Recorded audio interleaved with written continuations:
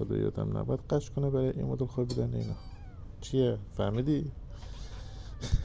کاری ندارم، بخواب عزیزم. من آروم اومدم که تو بیدار نشی، تو باز فضولتر از حرفایی.